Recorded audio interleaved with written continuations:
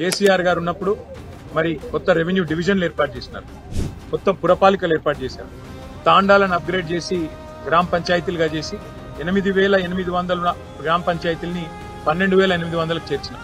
అంటే మేమేమో అధికారాన్ని వికేంద్రీకరించే ప్రయత్నం చేశాం, ప్రజల దగ్గరికి ప్రభుత్వాన్ని తీసుకొని పోయే ప్రయత్నం చేశాం.